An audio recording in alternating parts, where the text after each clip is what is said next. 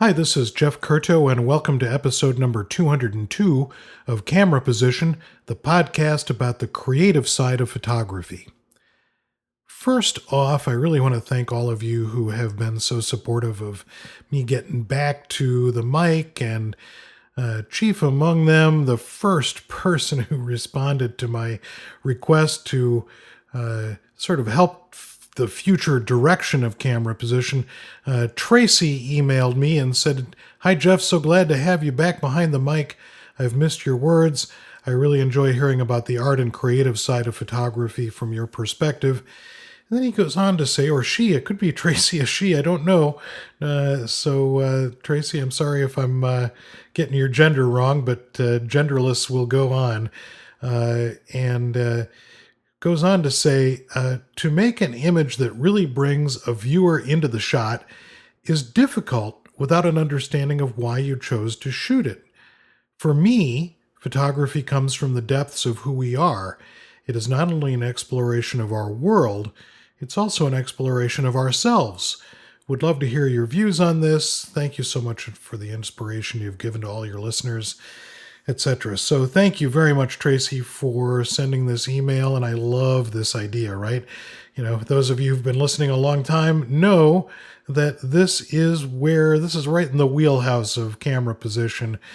Photography comes from the depths of who we are. It is not only an exploration of our world, it's an exploration of ourselves.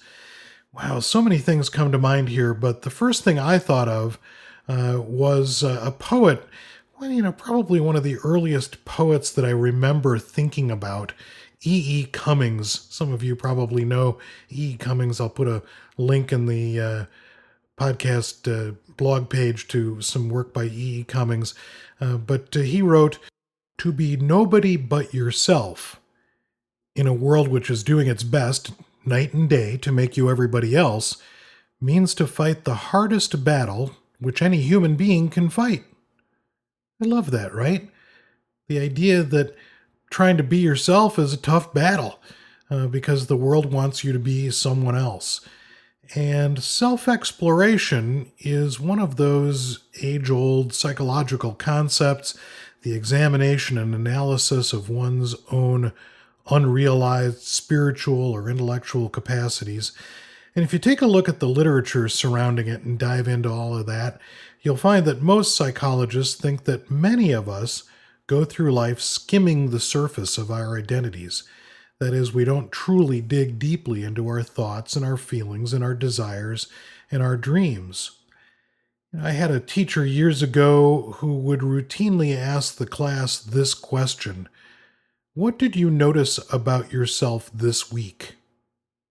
Wow, what a great question, right? What a what a great idea. Of course, at the time I was a little intimidated by it. What did you notice about yourself this week? But what would inevitably follow is a discussion in the classroom that revealed to each person things that they may not have realized about themselves unless they used that time to explore what was going on inside.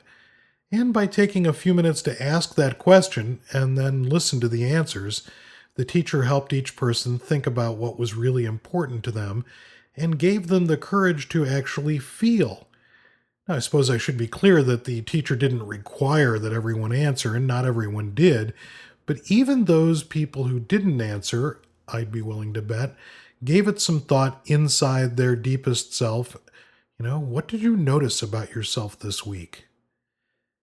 And I also think that that question and that idea of self exploration comes to a different component, which is that understanding self necessarily ends up being about others as well.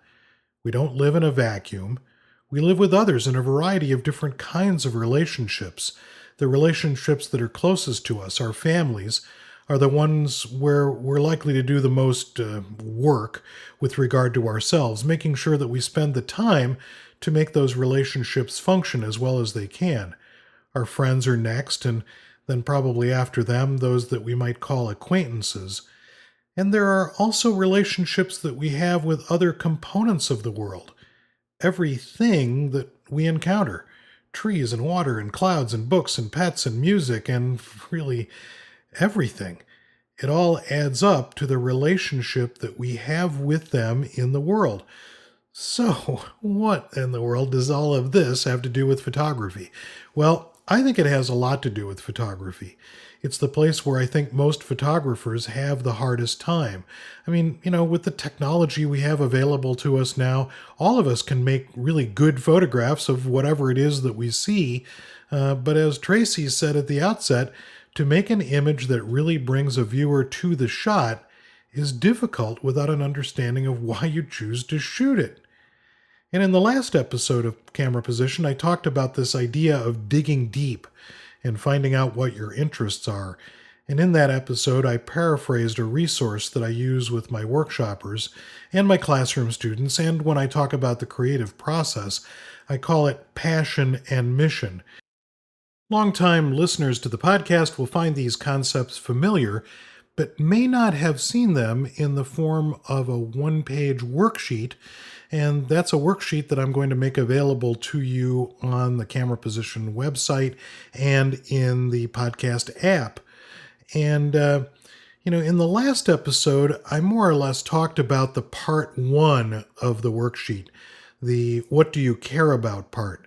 And what I want to focus on now is the part that is the most helpful to me when I do this exercise, which is the part where I take the thing that I really care about and begin to think about what that thing might look like as a body of photographic work. So what does that body of work look like in my imagination? And I'll answer some of these questions. Is it color or black and white? Is it printed in printed images, or is it presented in some sort of screen-based format? Could it be a book? Does it require words to go along with it?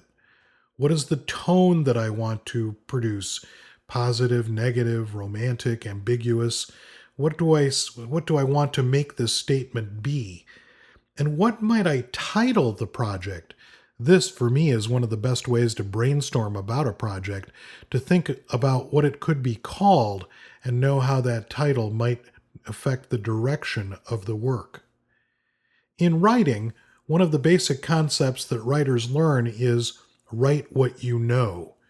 And with that in mind, the objective of this worksheet is to help you start to connect the things that you find important to the way that you approach photography. It's that connection that will help you make the strongest and most personal images that you can make.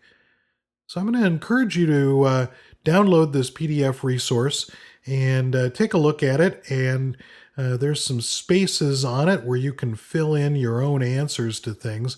And I'd love it if you'd let me know how it works for you, whether this method of helping you think through not only what you care about, but how you can translate the things that you're interested in into photographs. So go ahead, download the PDF, take a look at it, see what you think, and get back to me, send me an email, whatever. And thank you, too, for all of those of you who have gone to iTunes and taken a look at the Camera Position podcast there and left a review. Even if you just do a star rating, or better yet, write a written review, that helps more people find the Camera Position podcast and helps more people bring themselves to our discussion about the creative side of photography. Thanks again, and I look forward to talking with you on the next episode.